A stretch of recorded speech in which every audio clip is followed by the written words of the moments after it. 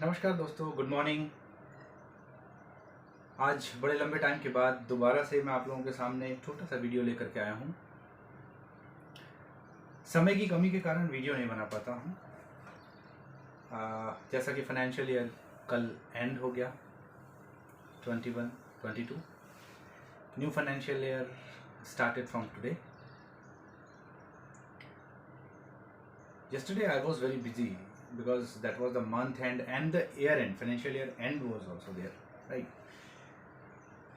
और पूरे मार्च भर अगर देखा जाए तो व्यस्तता बढ़ी है, तो इसलिए भी मैं वीडियो नहीं बना पाया। इसके लिए मुझे बहुत बहुत सॉरी बोल सकता हूँ, but next time I will try to make videos on a regular basis. आज का जो हमने टॉपिक चूज़ किया है वो है सफलता। ये बड़ा मतलब इससे बहुत सीखने को मिलेगा। सफलता के लिए हम सफलता इतनी आसान है क्या? सबसे पहला प्रश्न तो यही है। कोई व्यक्ति कहता है मैं सफल होना चाहता हूँ, किस तरीके का सफल? अगर प्रश्न पूछें तो उसका आंसर उसके पास अगर है तो बहुत अच्छी बात है, लेकिन बहुत सारे व्यक्तियों को तो यही नहीं। वो कहते हैं सफलता चाहिए। सफलता कैसे चाहिए? किसे सफलता कहते हो आप? आपके लिए सफलता की क्या परिभाषा है? कोई उदाहरण दे करके बताइए। अगर सफलता के बारे में आप कुछ भी इनमें से जवाब नहीं दे सकते तो सफलता पाने की इच्छा रखना ये सिर्फ महज एक पाप होगा और कुछ नहीं। अब मैं आपको एक गूढ़ रहस्य बताने वाला हूं जो सफलता की राह में आपको मिलता है। लेकिन इसको बताने से पहले मैं आपसे कुछ पूछना चाहता हूं। मैं आपसे पूछना चाहता हूं कि मुझे बताइए कि जब कभी भी आप किसी व्यक्ति के लिए सफलता ये हो सकती है कि उसे नौकरी मिल जाए, लेकिन जब वो नौकरी में जाता है तो उसका इंटरव्यू होता होगा, टेस्ट होता होगा, उस टेस्ट को पास करता होगा, इंटरव्यू को पास करता होगा, उसके बाद में वो उसका सिलेक्शन होता होगा। ऐसा ही तो होता होगा।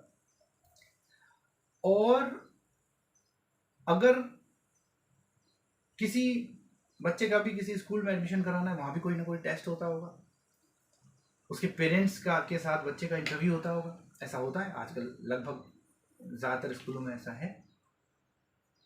चलिए, ये तो बड़ी बातें हो गई। हम और ग्रास रूट लेवल की बात करते हैं और छोटी बात करते हैं। जब कभी भी आप मार्केट में सब्जी भाजी तरकारी या कुछ भी लेने के लिए जाते हैं तो ऐसी परिस्थिति में आप पैसा देते हैं, आंख बंद करके सब्जी ले आते हैं क्या?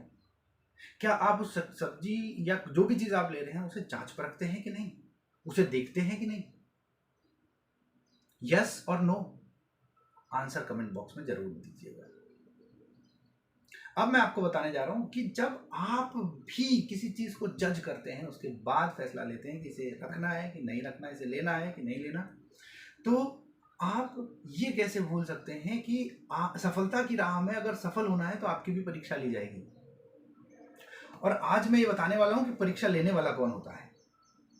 लेकिन उससे पहले, सफलता की राह में सबसे पहली लड़ाई आपकी अपने आप से होती है। अपने आप से कैसे?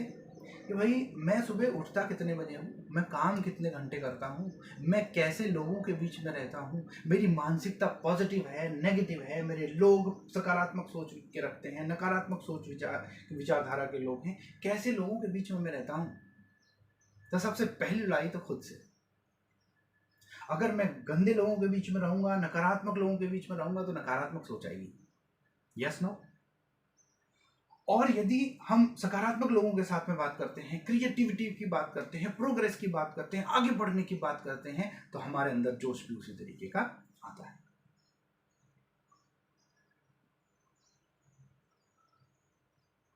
पहली लड़ाई खुद के साथ, दूसरी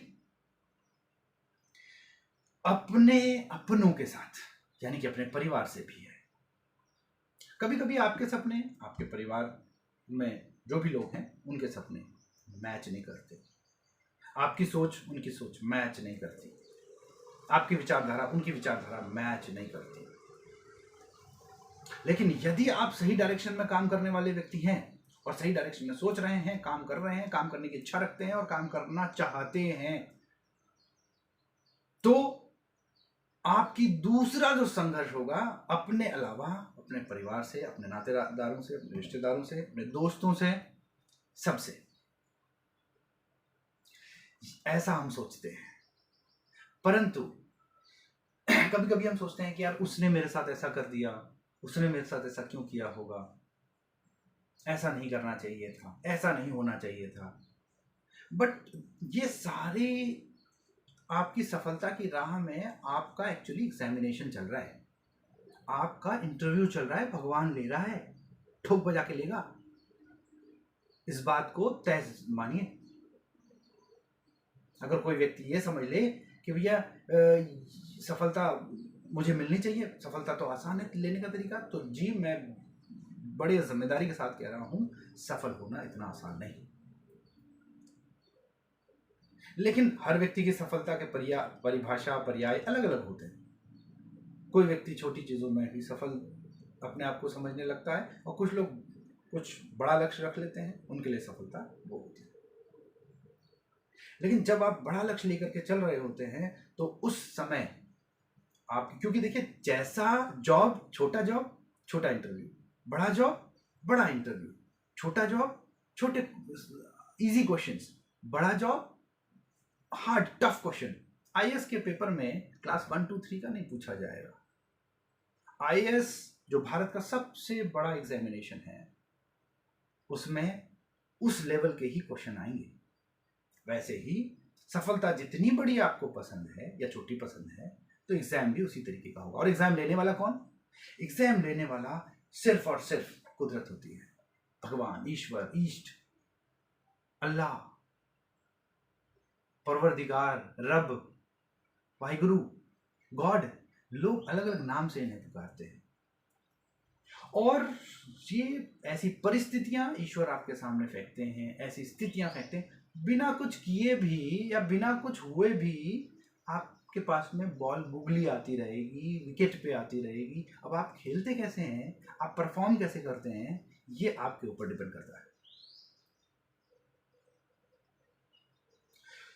तो सफलता की राह में सबसे इंपॉर्टेंट संघर्ष और लड़ाई आपकी ईश्वर से होती है। और यदि आप ये समझ लीजिए कि आप हमेशा एक शिकायत में हैं कि भैया हमेशा मेरे साथ ही ऐसा क्यों होता है, हमेशा मैं ही परेशानी में क्यों रहता हूँ, हमेशा ऐसी चीज मेरे साथ ही क्यों होती है, तो आप समझ लीजिए आप ईश्वर के वो नेक बंदे हैं जिसकी परीक्षा यानी कि इंटरव्यू, एग्जामिनेशन चल रहा है। आपको वो कुछ स्पेशल देना चाहता है, इसलिए आपकी परीक्षा ले रहा है। आप इस सारी परीक्षाओं में सफल होइए, पास होइए, आगे बढ़िए, तो आपको वो सारी चीजें मिलेंगी जिसके काबिल आप। किसी भी व्यक्ति को उसकी काबिलियत से ज्यादा नहीं मिलता। जिस व्यक्ति में जितनी काबिलियत है, ईश्वर उसको उतना ही देता है। लेकिन काबिल और अकाबिल बनाने के लिए आपके सामने परीक्षाएं डालता रहता है। अब डिपेंड आपके ऊपर करता है कि आप उस परीक्षा को किस तरीके से लेते हैं, किस तरीके से संघर्ष करते हैं, अचीव करते हैं, सॉल्व करते हैं प्रॉब्लम्स को और आगे बढ़ते हैं। दोस्तों आज के लिए इतना ही। फिर नेक्स्ट वीडियो में किसी नेक्स्ट हाइम के साथ दोबारा आपके साथ में आऊँगा। तब तक के लिए धन्यवाद, नमस्कार।